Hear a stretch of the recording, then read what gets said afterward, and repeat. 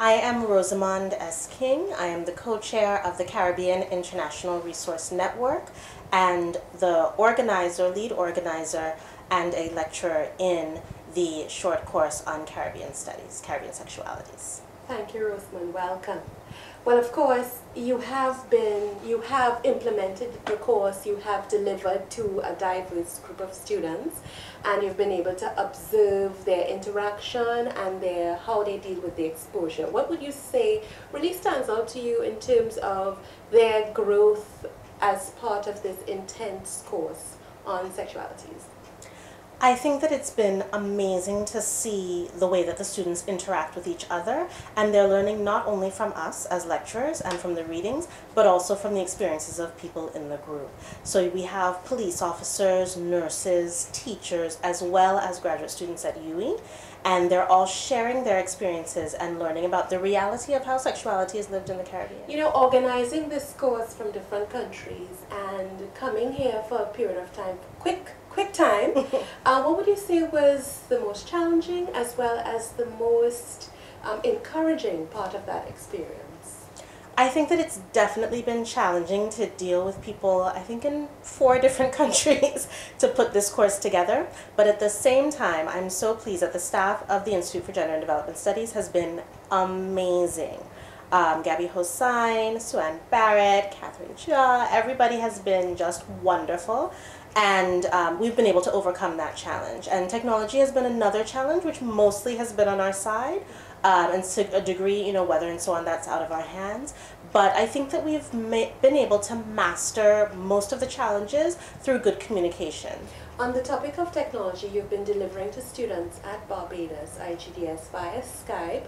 Would you say that they were as involved in the interaction and were able to participate in the course at the same level or in the same in-depth way that you would have expected? I would say that actually I've been quite surprised at how in-depth their participation has been able to be. They're not speaking during their participation, they're typing, but what that actually enables is that there's one of the co-chairs of the IRN at all times is at the computer, and so they're actually getting one-on-one attention throughout the entire course. So we share many of the comments with the entire class, but we're also able to answer individual questions immediately to the students who are participating via Skype. Excellent. Now that you're going to go back and you're going to be thinking and planning for future projects like these, what would you take from this experience in Trinidad?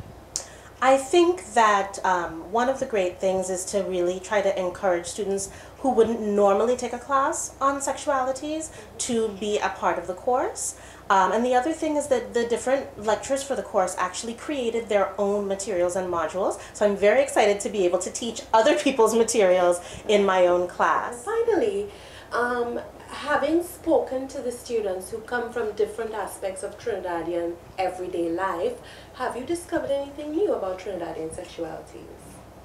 One of the things that I discovered that was new to me is that there is in some communities, both Afro-Caribbean and Indo-Caribbean communities, a tradition of incest and of men who want to initiate their girl children either from the age of infancy all the way up to teenage years into sexual practice. So that was something I was not familiar with that I learned during this course. That's your discovery.